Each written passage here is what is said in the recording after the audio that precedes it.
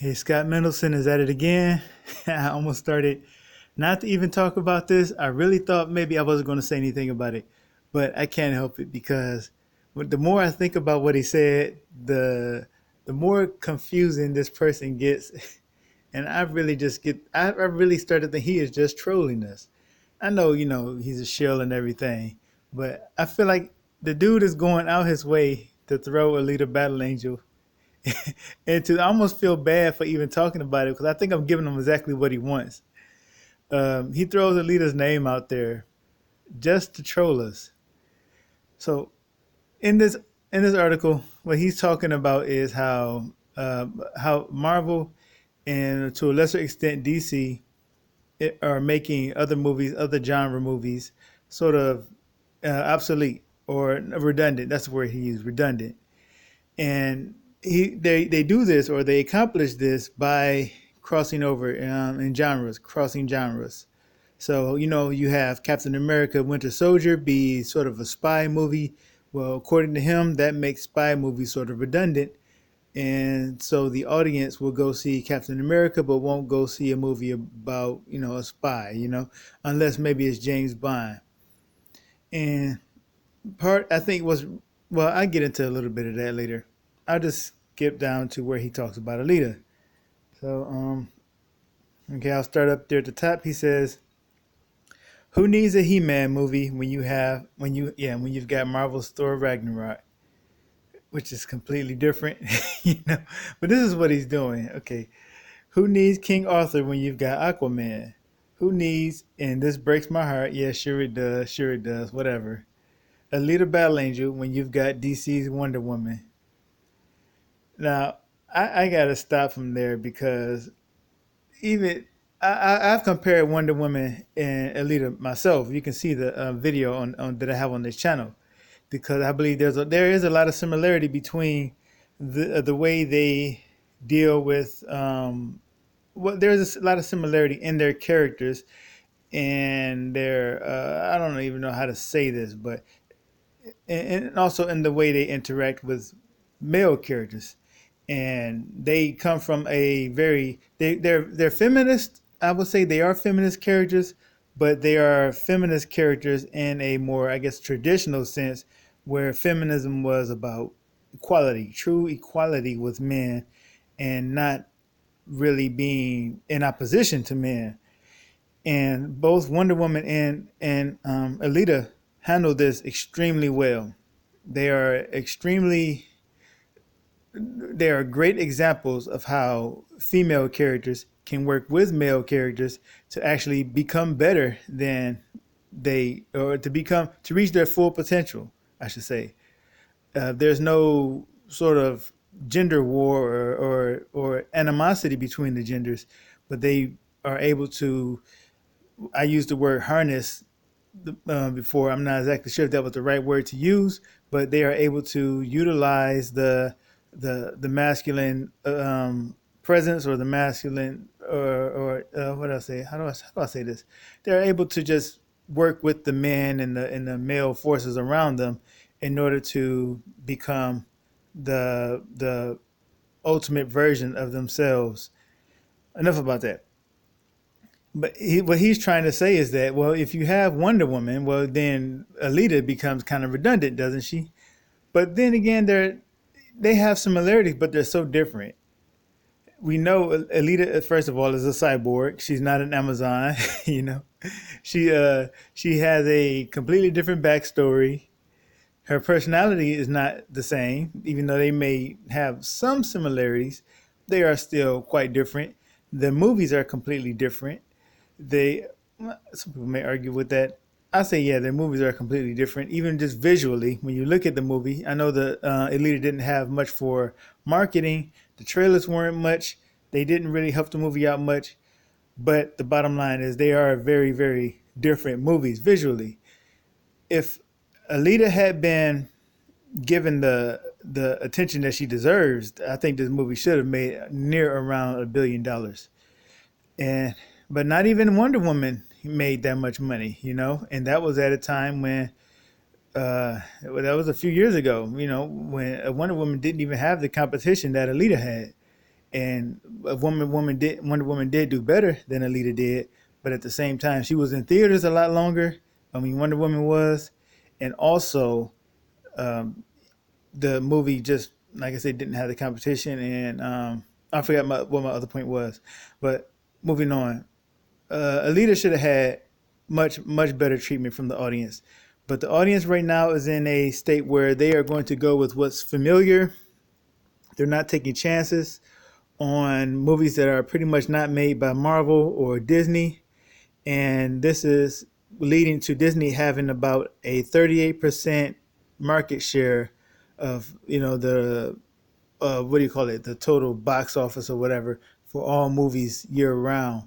And that is pretty crazy. That's almost 40%. Almost 40% of the money made by films is raked in by Disney. That is too much power for one company to have. That is, if that's not a monopoly, I mean, how much higher does that number have to get before it becomes a monopoly? I think I'm done with this page. I think I want to share a tweet that I had tweeted out earlier. Maybe I'll just go ahead and finish reading this so you can see how he ends it. So I'll begin at let's see. Let's see how this plays out. Who needs Doom when you've got Eternals? We saw Paramount Star Trek franchise, itself somewhat remoted to resemble Star Wars, crash and burn when Star Wars came back to theaters. What we may see now is a reverse scenario where rival studios rebooted IP gets waxed because Marvel and to a lesser extent DC films have offered approximations that audiences prefer over the genuine article. Now I know Scott is not blaming Disney for this, but both Disney and the audience deserve some blame. This is not a good thing for movies at all. And that's the end game. Marvel won't just dominate the superhero landscape, presumably alongside DC films, but will offer so many different movies in so many different genres that it'll render much of its competition, even outside the superhero sphere, redundant and comparatively irrelevant. There's nothing out there that can make Alita Battle Angel redundant. Right now, there is nothing out there that can make Alita redundant at all. But that's what he said. You know, that's Scott for you. It just really just makes his position, like I called him Loki before. It makes his position extremely unclear. He just does whatever seems to fit him or benefit him, and he'll take whatever side is winning, whichever side is going to help him in the end. He'll take that side, and so he appears to be an Alita fan only to basically troll us and just to use us for attention probably. But now that I've clicked on it, so you don't have to click on it, right? So here's what I tweeted out earlier. Scott Mendelson thinks Marvel, Disney, and to a lesser extent DC, are making films like Alita Battle Angel obsolete by making genre-crossing superhero movies. I think it distracts from the real issue, and that is that audiences have been reluctant to try different, I put different in quotations, different movies, because Alita is one of those different movies. Alita, which itself isn't even a superhero movie, was different enough from any superhero movie that it should have attracted a larger audience. Even with the little marketing it had, the movie was clearly unique, at least visually. But audiences chose the familiar over the unique. The situation is not only compounded by Disney claiming almost 38% of the market share and is literally able to run the competition out of the theaters too early. I wonder if I missed something. I don't know. This isn't a Disney hate thread, just a realistic view of the situation. I've been saying it for months. Disney is a monopoly. We can talk about how this is what really hurt Alita without bringing politics into it at all. It's just a matter of business, and monopolies are bad for the movie industry. The audience needs to support the movies that are not made by Disney, or the film industry is doomed. Now we know there was the critics hurt Disney, and the critics were probably most likely politically driven. I believe they were, but what really, really, truly killed Alita was the fact that People just don't go see movies that are just not familiar. People don't go see movies that look different, that are not made by Disney or Marvel. And when the Disney Marvel movie comes into the theater, the other movies they demand so many screens, so many of the best hours or show times, and other movies simply get pushed out of the way. And that's what happened to Alita. Alita only got about 4 weeks at the theater near me, and then I had to drive to another city to continue watching it.